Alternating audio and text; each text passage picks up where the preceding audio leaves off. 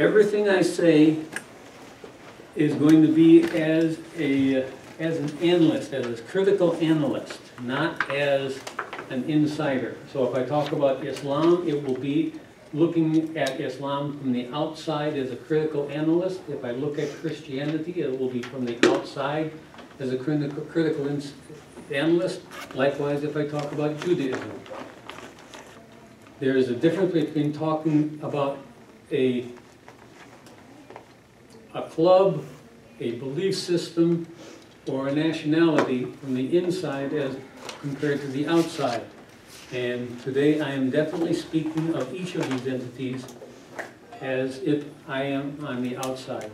So I just wanted one of my believers on some issue to be aware of that. And I've got to wait for this to heat up. I've already asked that I'll welcome questions. Thank you very much, Russ. I will welcome questions, but I will ask you to withhold comments, per se, until we're finished. And the reason for that is I may feel free to let the comment go, in which case it doesn't interfere with what I'm trying to say. But if I feel I have to interject something, it's going to interrupt my train of thought, which is not helpful.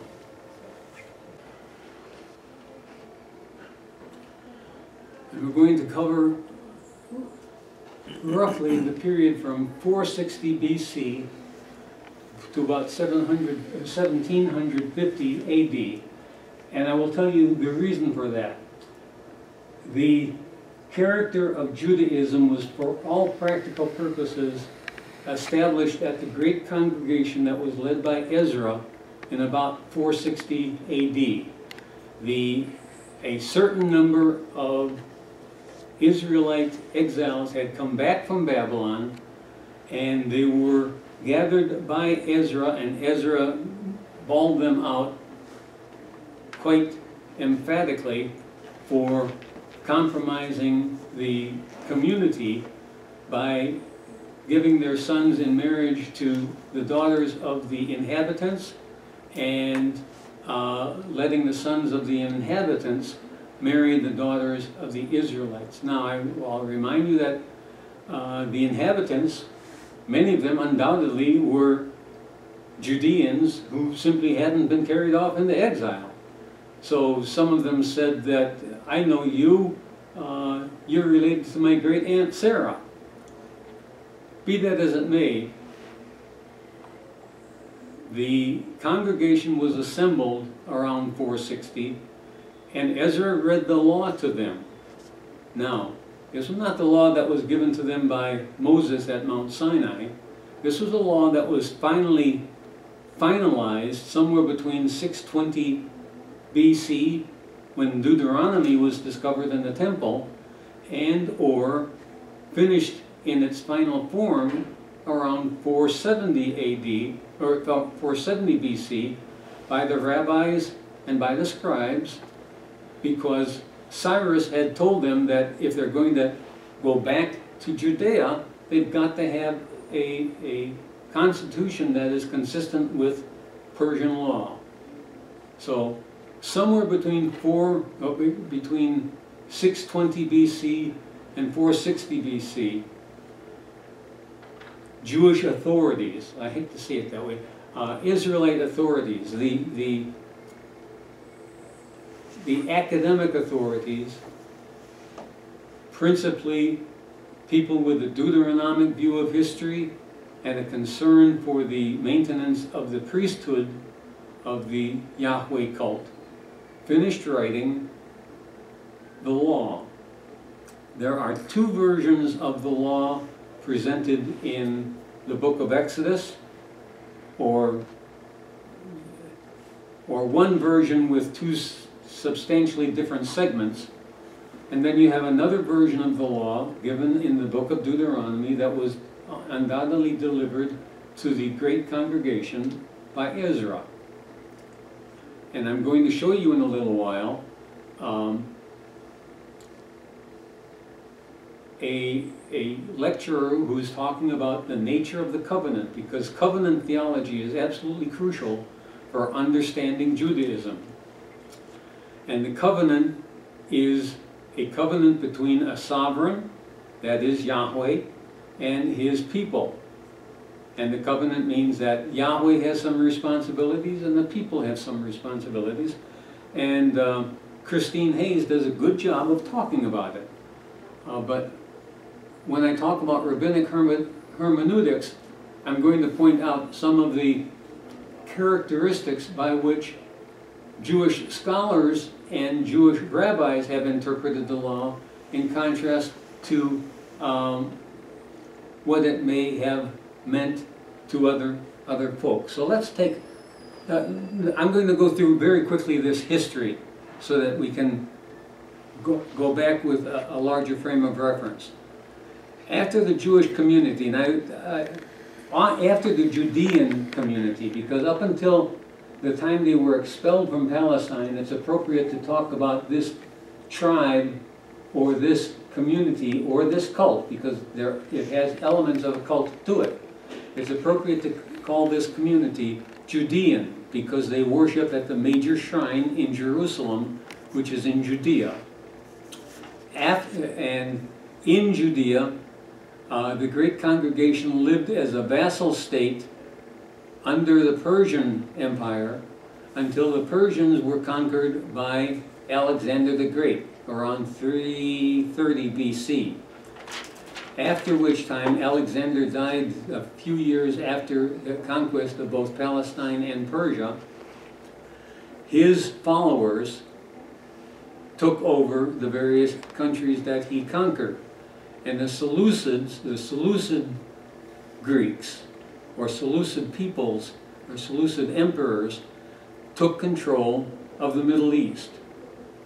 The Ptolemies took control of Egypt, and those are the two power centers that will be jockeying back and forth between 325 BC and the advent of the Roman occupation and Roman Empire around 80 BC.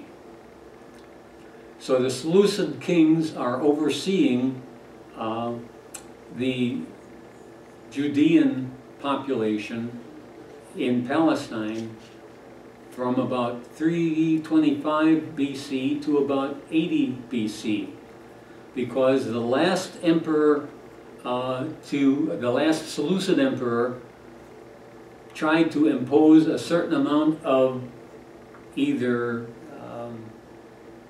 modernization or political and or religious transformation, because he tried to impose a form of Hellenistic or Greek worship in the temple in Jerusalem.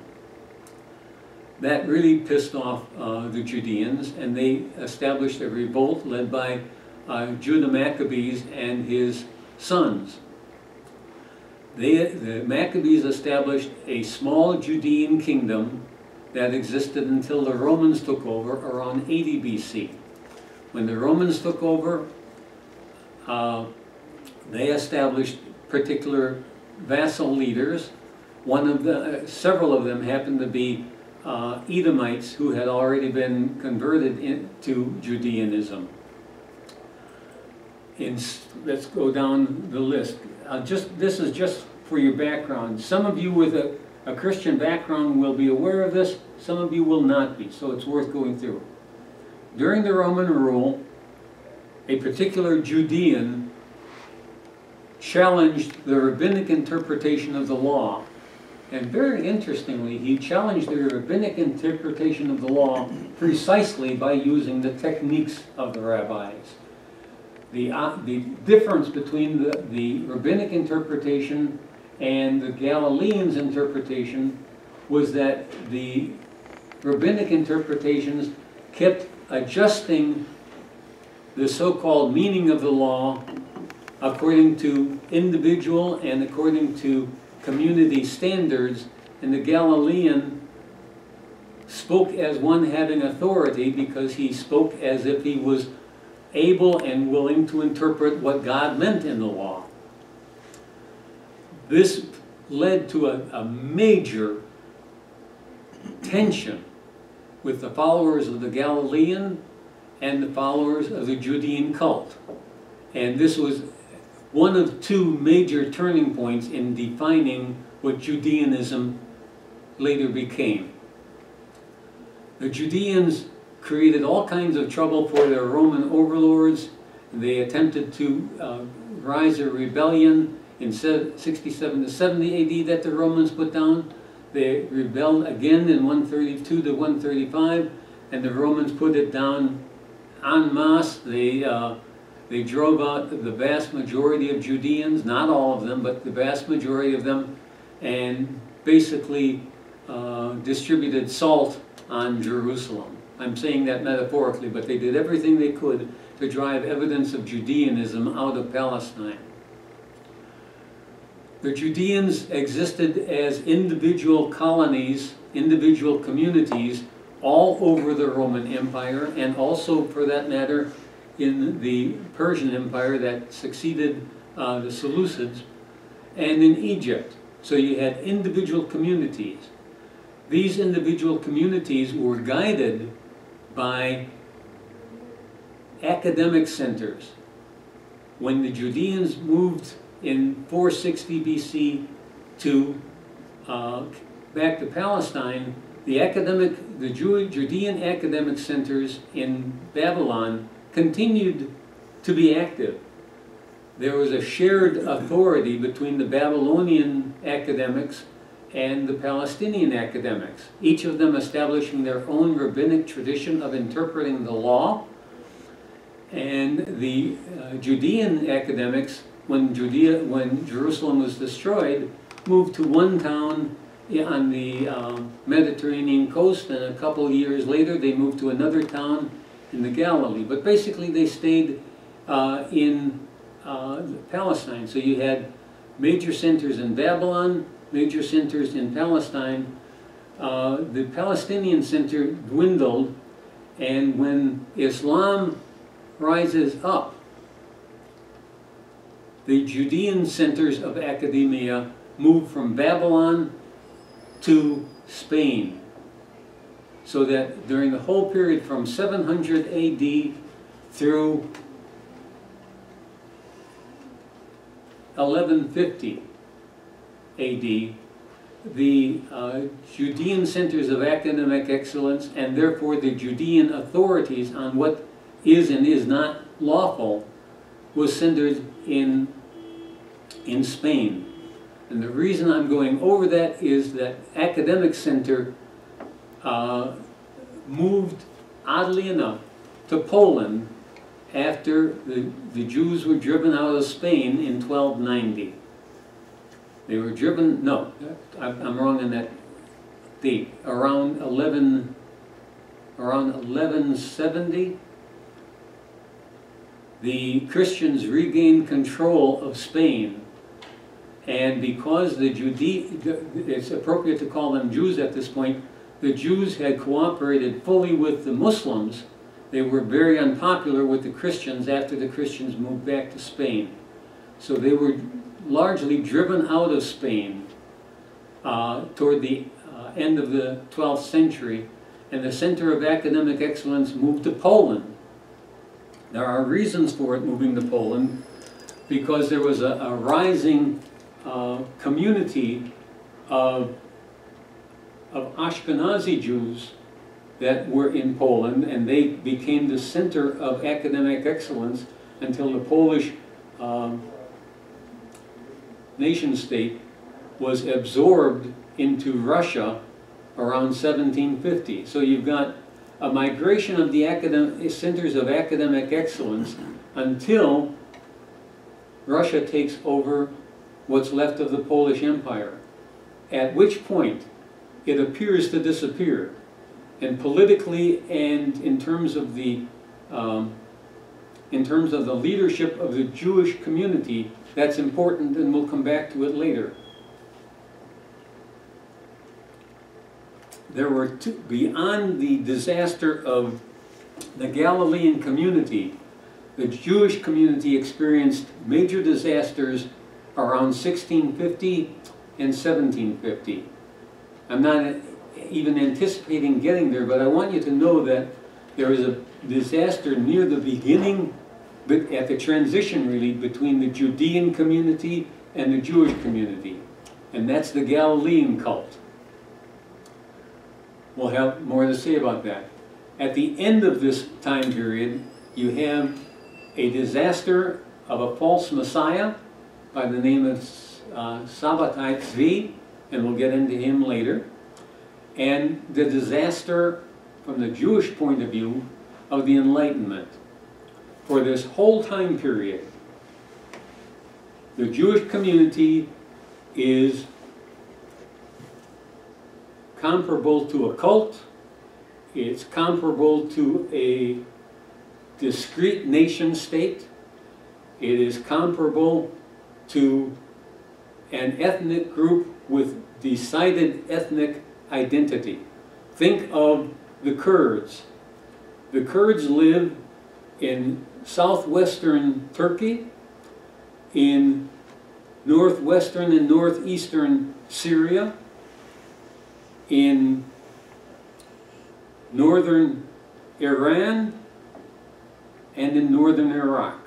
So you have one ethnic group living in 4 separate nation states, but in one fairly cohesive land area. The Judeans from 460 BC to 70 AD lived in Babylon and in Palestine, and in addition to that cohesive land area, they also lived in separate colonies in Cairo and in Rome and in Athens. They lived as Jewish communities in an otherwise Gentile world. After 70 AD, for all practical purposes, they lived as isolated communities with major academic centers. I want you to have that shape of their ethnic loci in mind, because it becomes very important when their leadership appears to disappear. Okay, going back to the top here. At the great congregation, the people were read the law.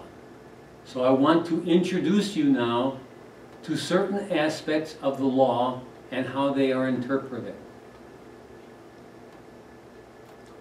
Christine Hayes is a convert to Judaism.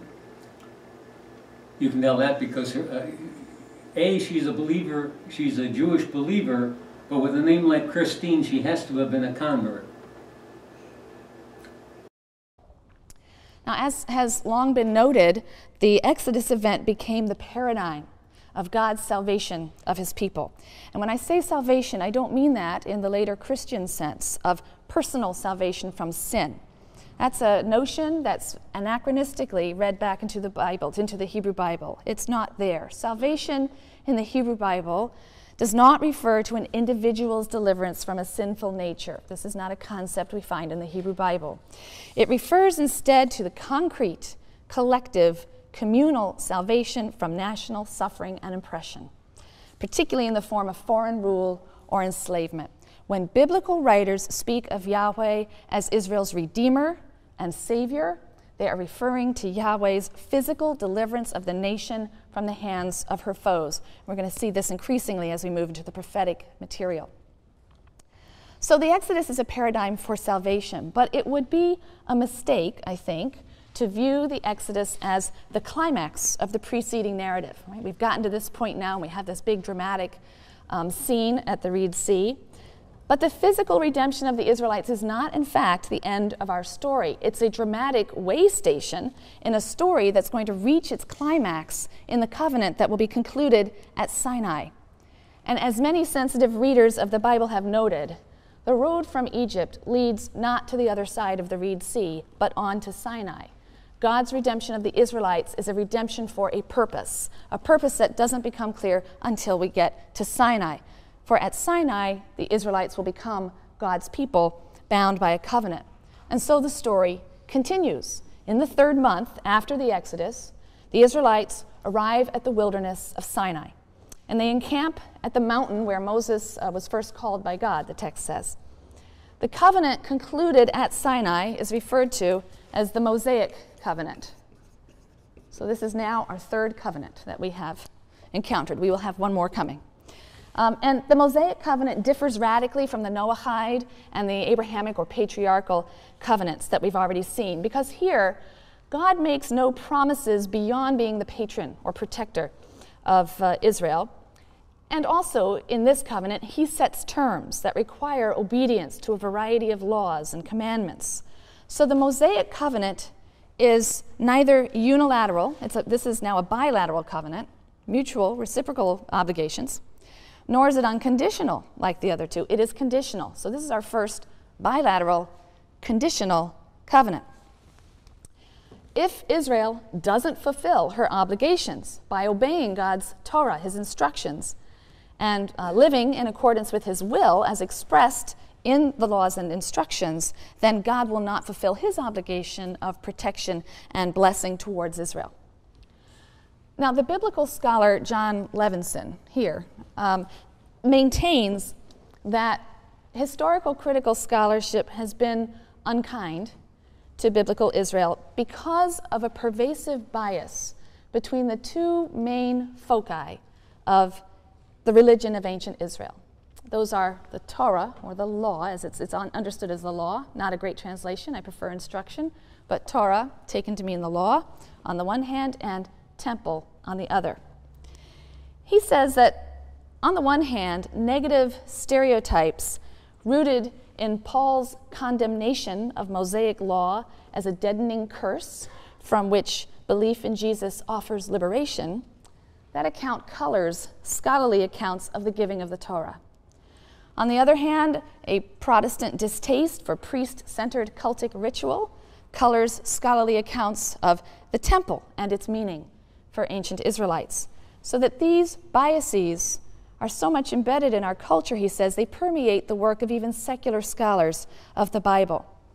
So that a negative view of the law affects interpretation of the book of Exodus. Scholars tend to place great emphasis on the deliverance from Egypt as the high point in the Exodus narrative, rather than the more natural literary climax, which is the conclusion of the covenant at Mount Sinai and the delivery of the Torah. So Levinson, in his book, Sinai and Zion, he tries to correct this prejudicial treatment. He says he seeks to give the two central institutions of Torah on the one hand and temple on the other a fair hearing.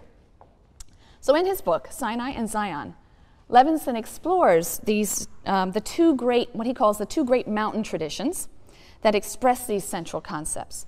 The tradition of Mount Sinai, that's where Israel received the Torah and entered into this defining covenantal relationship with God.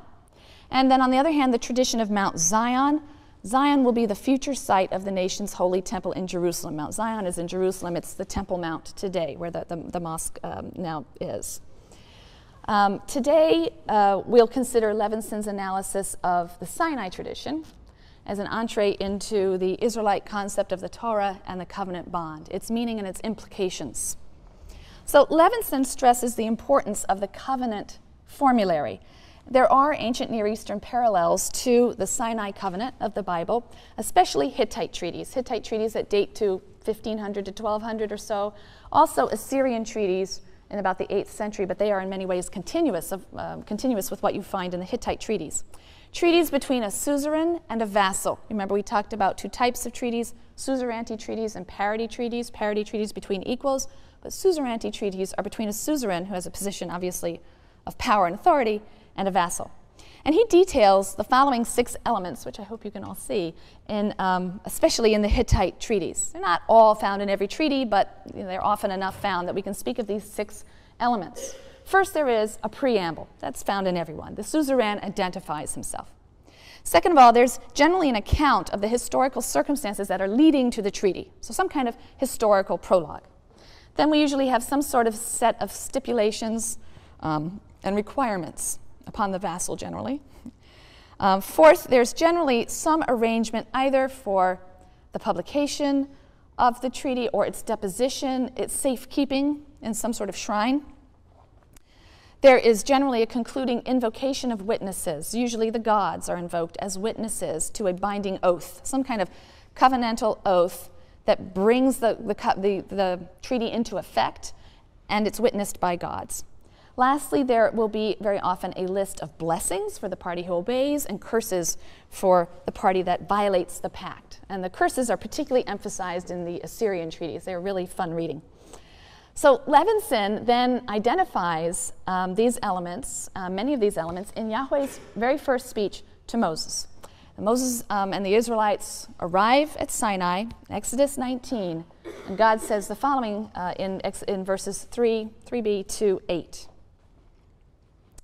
The Lord called to him from the mountain, saying, Thus shall you say to the house of Jacob and declare to the children of Israel, You have seen what I did to the Egyptians, how I bore you on eagle's wings and brought you to me. Now then, if you will obey me faithfully and keep my covenant, you shall be my treasured possession among all the peoples. Indeed, all the earth is mine, but you shall be to me a kingdom of priests and a holy nation. These are the words that you shall speak to the children of Israel. Moses came and summoned the elders of the people and put before them all that the Lord had commanded him. And all the people answered as one, saying, All that the Lord has spoken we will do. And Moses brought back the people's words to the Lord. So Levinson, who draws actually on long-standing work by other scholars earlier in the 19th century even, Levinson finds several of the main elements of the Hittite suzerainty treaties in this speech. So verse 4, you've seen what I did to the Egyptians, how I bore you on eagle's wings, is the historical prologue. Right? That's the reason that we're in the situation we're in now and making this covenant. Verse 5 contains God's stipulations. It's a very general, conditional, if you obey my laws, basically, keep my covenant, obey me faithfully. That's the conditional. That's going to be filled out and articulated at great length in the following chapters, in the subsequent chapters, when all the laws they have to obey are spelled out. The second half of verse 5 and 6 gives the reward. God is conferring on the Israelites this elevated status of royalty, of priesthood. You'll be to be a kingdom of priests and a holy nation. And in verse 8, the people solemnly undertake to fulfill the terms of the covenant. So we have at least 3 of the steps that we find in the Hittite treaties as well. If we take a broader view of the full biblical account of Israel's covenant with God, all 6 elements can be identified in the biblical narrative. They're scattered throughout the text, however. We have the preamble and the historical background to the covenant in God's summary introduction to the people in Exodus 20. I am Yahweh who brought you out of the land of Egypt. It sums it all up. Introduction, who I am, and why we are historically connected. So this fact, God's bringing Israel out of Egypt, presumably establishes God's claim to sovereignty. The terms of the treaty are then stipulated at great length in the instructions that are found in Exodus chapter 20 through chapter 23. Moses reads the book of the covenant, it's called, the scroll of the covenant, publicly. This is said in Exodus 24, verse 7. In Deuteronomy, we read that it will be deposited for safekeeping in a special ark. The Israelites vow that they will obey, Exodus 24, verse 3, also 7b. The covenant is then sealed by a formal ritual. In this case, it's a sacrifice in Exodus 24, verse 8. In a monotheistic system, you can't really call upon other gods to be witnesses to the sealing of the oath. So we have heaven and earth being invoked as witnesses. Deuteronomy 4, verse 26. Deuteronomy 30, verse 19. 31, verse 28. Heaven and earth, the idea being perhaps the inhabitants thereof should witness. As for blessings and curses, we have a long list of each found in Leviticus 26 and Deuteronomy 28, also interesting reading. And some of these curses, particularly the ones in Deuteronomy, bear a very striking resemblance to curses in an Assyrian treaty that we have that was found, dates to about 677 BCE, the Assyrian king Esarhaddon. And many of the curses are really almost word for word. So while no one passage contains all of the elements of the Hittite treaty form, there are enough of them scattered around to suggest it as a model, as well as its later instantiation in Assyrian culture. So what's the meaning of this? Why does it matter that Israel understands its relationship with God and uses the covenant as a vehicle for expressing its relationship with God, the vehicle of the suzerainty treaty? Levinson, according to Levinson, the use of a suzerainty treaty as a model for Israel's relationship to Yahweh expresses several key ideas. It captures several key ideas. First, The historical prologue that's so central to the suzerainty treaty grounds the obligations of Israel to Yahweh in the history of his acts on her behalf. Right, so it's grounded in a historical moment. We'll come back to this and what that might mean about her perception of God. Second, the historical prologue bridges the gap between generations. Israel's past and present and future generations form a collective entity, Israel, that collectively assents to the covenant. And even today, at Passover ceremonies everywhere, Jews are reminded to see themselves, are reminded of the obligation to see themselves as if they personally came out of Egypt and personally covenanted with God. The historical prologue, thirdly, explains why Israel accepts her place in the suzerain-vassal relationship. Israel's acceptance of a relationship with God doesn't stem from mystical introspection or philosophical speculation, Levinson says. Instead, the Israelites are affirming their identity and their relationship with God by telling a story whose moral can only be that God is reliable. Israel can rely on God just as a vassal can rely on his suzerain. The goal is not, Levinson says, ultimately the affirmation of God's suzerainty in a purely verbal sense. Right? The point is not mere verbal acclaim of God as suzerain. Levinson points out that the affirmation of God's suzerainty is rendered in the form of obedience to commandments, not mere verbal acclamation. Observance of God's commandments is, as Levinson puts it, the teleological end of history. Why is that important?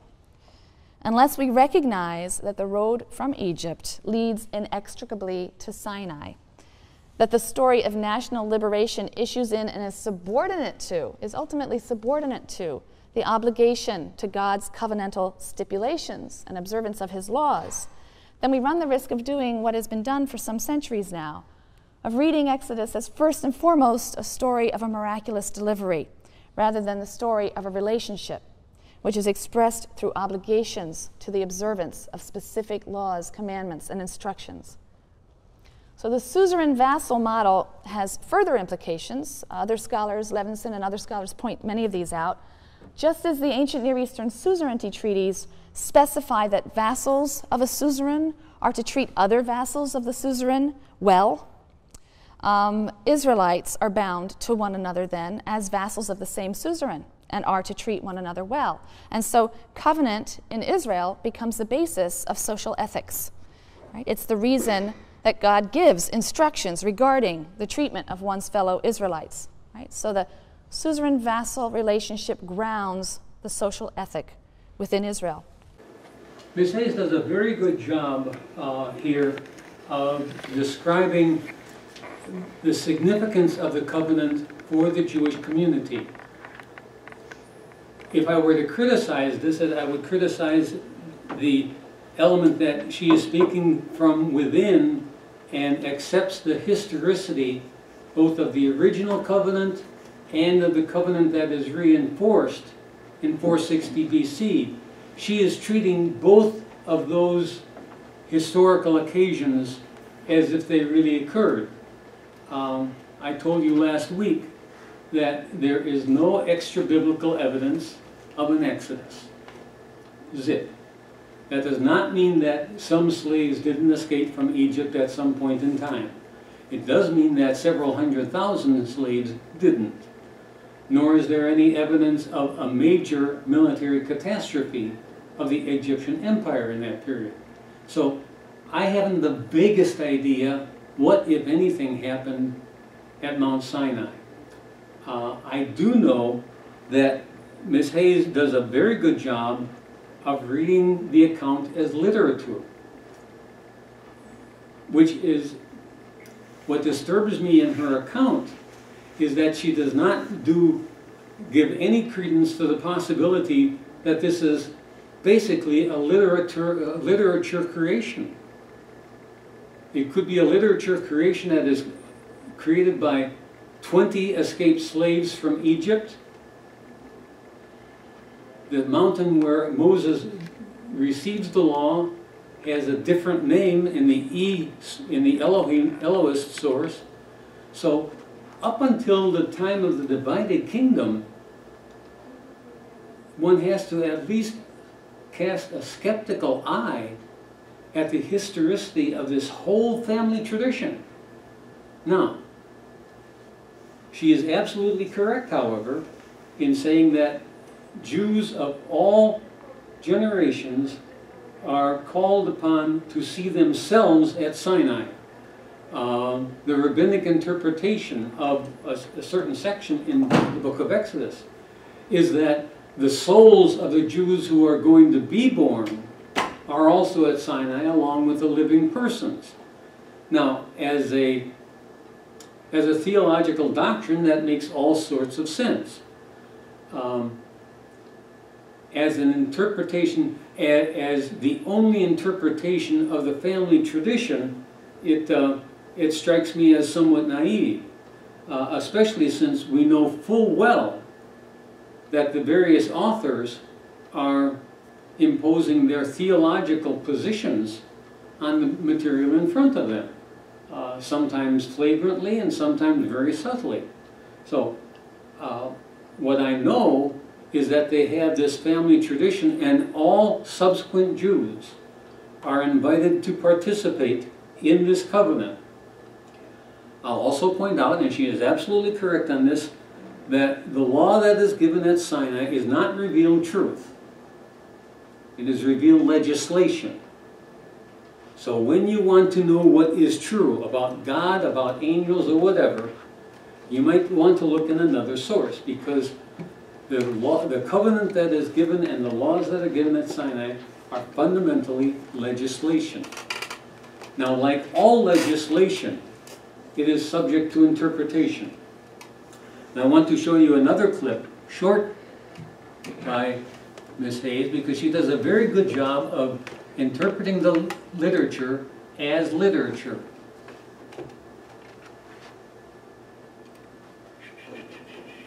Genesis. She does a marvelous job of interpreting the book of Genesis, of the first 3 chapters of Genesis.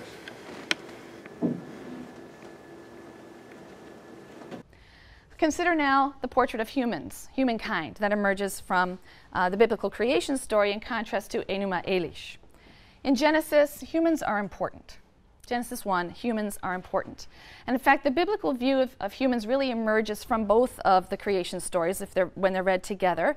The story here in Genesis 1, and then the creation story that occupies much of 2 and 3. The two accounts are extremely different, but they both signal the unique position and dignity of the human being. In the first account, in Genesis 1, the creation of the human is clearly the climactic divine act.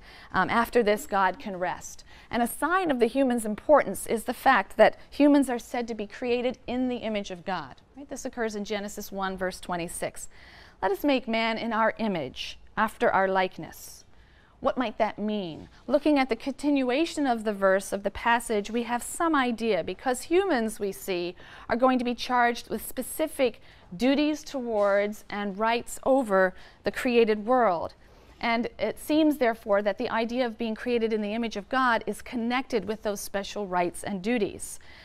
A creature is required who is distinguished in certain ways from other animals. How are humans distinguished from other animals? You could make a long list, but it might include things like the capacity for language and higher thought or abstract thought, conscience, self-control, free will. So if those are the distinctive characteristics that earn the human being certain rights over creation, but also give them duties towards creation, and the human is distinct from animals and being created in the image of God, now, there's perhaps a connection. To be godlike is to perhaps possess some of these characteristics. Now, being created in the image of God carries a further implication. It implies that human life is somehow sacred and deserving of special care and protection. And that's why in Genesis 9, verse 6, we read, "Whoever sheds the blood of man, in exchange for that man shall his blood be shed. For in the image of God was man created." We invoke that rationale from Genesis 1 in the absolute prohibition on murder. There is no way to compensate or punish someone for murder. It simply means forfeiture of one's own life. That's how sacred human life is. That's the biblical view. So the concept of the divine image in humans, right, that's a powerful idea. That there is a divine image in humans, and that breaks with other ancient conceptions of the human.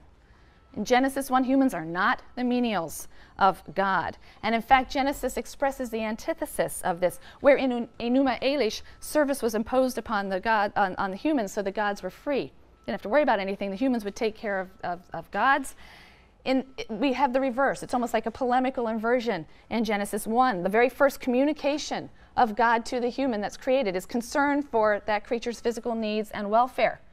He says in Genesis 1, verses 28 and 29, he blesses them. God blessed them, and God said to them, "Be fertile and increase. Fill the earth, master it, rule the fish of the sea, the birds of the sky, and all the living things that creep on earth."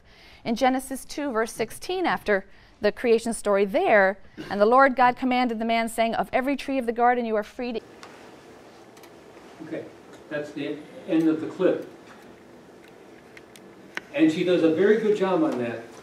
The problem becomes not with the text, but the history of rabbinic tradition. And I'm going to, I have used two overtly Jewish sources here because I want you to see certain contrasts. I'm going to show you next a clip from a series called 5,000 Years of Jewish History in short video clips, that maybe 5-minute clips, I don't recall what the exact title is, by Rabbi Beryl Wine. Now, Christine Hayes is almost certainly a convert to Judaism and very well informed both on the Tanakh as literature. She tends to rely on other experts, which makes me wonder whether she feels confident in herself as to whether she can interpret the sources. But be that as it may, Beryl Wine, if you want a 5,000-year history of Jewish history, strictly taught from the point of view of an insider's insider. Now, Rabbi Wine is the one you want to listen to. Now, let me get to the bottom. I think you're going to inherit a job, Dan. But be that as it may, let's go down to Wine. Rabbi Wine is going to tell you what the Talmud is, but also he's going to show you how rabbis interpret it. The oral law of Sinai explains the written law. For instance, when the Torah says an eye for an eye or a tooth for a tooth, that cannot be taken literally. Because of what value is it to the victim that the perpetrator also will lose an eye? But rather it is an expression of damages. How much is an eye worth? Now an eye is incalculable, but we have methods today of calculating it. In workman's compensation cases, for instance, there is a set amount for every limb in the body. It has to be that way in a court of law. Otherwise, we'll never come to any decisions. So the rabbis taught us that when the Torah said, for instance, an eye for an eye, this is what it meant. It meant that in reality, putting out somebody else's eye is a terrible crime, incalculable in money.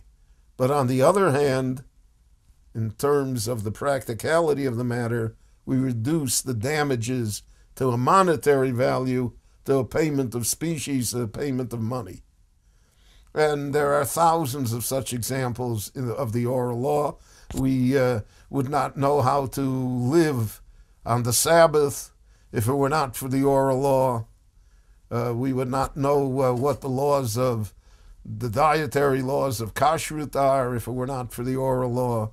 We would not know what the tefillin, what the boxes on our arms and heads that we wear every morning in our prayer service, what they're supposed to be. And in fact, all of Judaism would be completely mysterious, would be voodoo, if it were not for the oral law, which explains all of these things and gives us the basis. And there are rules set in the oral law which allow us and give us the basis, rather, for interpreting the written law of the Torah, of the Bible itself, to give us greater understanding, to appreciate God's word, and to realize what he wishes to have from us. The Jewish people are based upon the oral law as much as they are based on the Bible. They aren't really based on the Bible at all. In fact, on your bibliography, you find reference to Ron Unz, who has a number of articles. Ron is, I'm very glad for Ron's writing too, because I had come to a number of conclusions in this study, but I haven't found anyone else, at least within the scope of my reading, that had come to the same conclusion. So I was confident of my conclusions, but I felt awfully lonely out there on a limb, because what he says and what I'm going to say would be challenged vociferously in certain quarters. So, let's talk about the law. The written law is called Torah, and the rabbinic tradition is that there are two forms of the law. There is the written law, the Torah Mechav, and then there is the oral law that Moses received at Sinai. That's why he was up on the mountain for 40 days, because God and Moses were talking. I don't want to make some sarcastic remark, but I could. But in any case, there are two forms of the law: the written law and the oral law, the Torah Sheba'al Peh. The rabbis initially said that that was given by God to Moses. Now, Rabbi Wein now says that it is, he revises that statement a bit so that it is a method of interpretation, but it still is giving the rabbinic tradition the authority of the written word or the revealed law of God. Now, in Christian tradition and in Islamic tradition, both traditions have revelations. They're revelations of their God, God's wishes, God's personality, etc. And it is right to call the Torah revealed legislation rather than revealed truth. But even in terms of the legislation, I want you to observe that the written legislation is "thou shalt not kill," or an eye for an eye. Let's use that, because the other one is that can be argued on some other grounds. An eye for an eye. But Rabbi Wein says that's what it says, but that's not what it means. Well, the rabbis assumed, and the congregation allowed them to assume, the right to tell the congregation what the law means. And that has had profound implications for the Jewish community for the last 2,500 years. I will give you a few examples.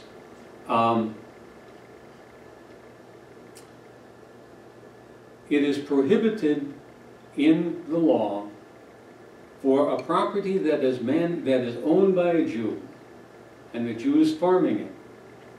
The Jew is allowed to sow and reap for 6 years, and he is obliged to let the land rest on the Sabbath year, the 7th year. This actually became something of a controversy when Jews started to re-inhabit Palestine in the latter part of the 19th century. So the rabbis provided a convenient reinterpretation of the law. Not even a reinterpretation. It's a way of manipulating the law so as not to be too inconvenient. A good lawyer can do this. So, on the last day of the 6th year, the Jew will make a a fake sale of his land to a Gentile on the clear understanding that the Gentile is not going to do anything with it. He is simply going to have nominal title to the land and agree to let the Jew farm that land for that 7th year, even though it's not his land. And on the first day of the 8th year, the Gentile will sell it back to the Jew at a nominal fee. Now, in terms of the law, the Jew has kept the law. Okay? Compare that to the traffic ticket I got a few months ago for running a stop sign. There's a street in my housing complex with a stop sign, and I came to a rolling stop, and I looked both ways, saw that there was no traffic, so I continued my roll around the corner. Unfortunately, I didn't see that there was a police car parked right across the street, and she gave me a ticket. I didn't quarrel with it. It's the matter of how you teach the law. I complied with the spirit of the law, but I didn't comply with the letter of the law. It gets a little bit more severe because Israel Shahat tells the tale, and this is not the most horrendous one, but tells the tale that the rabbis in Israel are very happy to accept contributions from a Jewish thief, as long as the Jewish thief eats according to the laws of kosher and makes generous contributions to Jewish charities. That is probably on the presumption that the Jewish thief is robbing from Gentiles rather than from Jews. But in Israel, that's not a good assumption. In New York, it probably would be a good assumption, but in Israel, it's not. Because stealing is prohibited even of a Gentile. According to the Tanakh, stealing from a Gentile is wrong, and stealing from a Jew is wrong. But under very specific circumstances, it is permissible to steal from a Gentile. Human life is sacred, but because Gentiles are somewhat less than human, and because Gentiles are interpreted as being the Jewish enemy, it is both allowed and, in fact, under certain circumstances, obligatory to contribute to the death of a Gentile, unless, and this is bringing in the politics that are involved in the Jewish community living within the Gentile community. If your doing so is going to bring shame, reproach, or endanger the Jewish community by your either allowing the Gentile, say he's fallen into a river or fallen into a well, if you allow him to die under those circumstances, that's permissible. But it's not permissible if it is foreseeable that that act is going to be seen and bring reproach on the Jewish community. So the morality of letting a Gentile die or not die is predicated on what it is going to do for the Jewish community, which is one of the reasons that the rabbis are perfectly happy to let Israeli snipers shoot and kill the Palestinians who are walking toward the separation barrier between Gaza and Israel, because the Palestinians are, in the Israeli mind, by definition, the enemy. And it is appropriate in the Jewish system of morality to rise and kill your enemy before he has had a chance to kill you. Actually, that same mentality has entered into American politics when Trump ordered the killing of Qasem Soleimani. some other examples. The point that I am making is that the law has been used as all lawyers will use all law. And that is, it is interpreted and moved in such a fashion so that it conforms to how you want to conduct your business. There are several aspects I want to point out about the covenant at Sinai. And that is, there are chronological inconsistencies. If we say there is some historical accuracy to the revelation at Sinai, God tells Moses that all of the earth is mine, and so I have the privilege of bestowing Canaan on your people if you keep my laws. Now, for a writer in the 4th or 5th century before Christ, that would have made some sense, because the idea of monotheism was certainly coming into generalized recognition in the 4th century. But in the 12th century, the Jewish God, or at least Moses through the Jewish God, has beaten the gods of the Egyptians. So clearly the gods of the Egyptians exist. And the gods of the Hittites exist. And the gods of the Babylonians and the Assyrians exist. So to say that all the earth is mine in the covenant that you make in the 12th century BC makes no sense at all. In the 5th century BC, when Ezra is talking to the great congregation, it makes some kind of sense. Moreover, when Ezra is talking to the great congregation in the 4th century, or 5th century rather, he says, bring all of the Israelites together. That makes perfectly good sense. But also bring the aliens who are in your midst to the congregation. And then he elaborates, who are the aliens in your midst? They are the hewers of wood, and they are the drawers of wood. They are your alien slaves. Women usually being the drawers of water, and men being the wood choppers. So you're talking about a community that at least has enough slaves that it's worth mentioning, as we're mentioning. I want you to be aware of that, and this is probably the right time to close, because you have an idea of the Judeans reaffirming a covenant with a monotheistic God who is promising them not only deliverance from their enemies, but also sovereignty over their enemies. If you look at the nature of the promises, you are looking at a nation of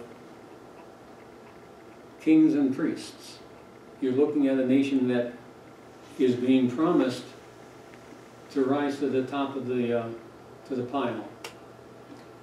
So, although the history of the Jewish God is not all that great, you know, if they were keeping, actually, the Deuteronomist has an explanation for this. The Deuteronomist said that God kept his promises and imposed his punishments when you were living in the land of Canaan. But when you had a bad king, he didn't punish the people right away.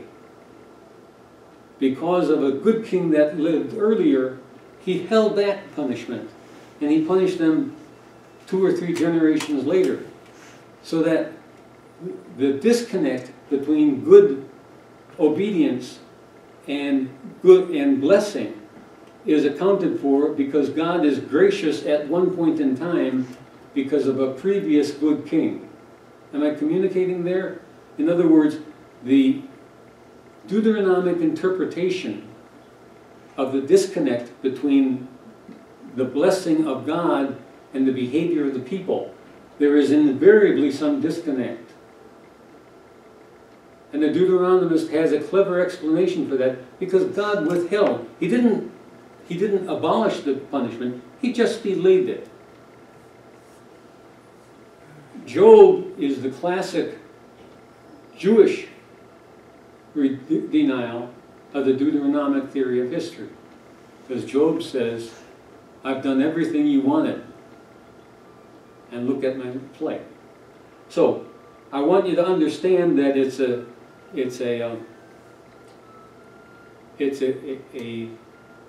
win-lose situation. If the Judeans obey the covenant, they will be rewarded with freedom from their enemies and subsequently triumph.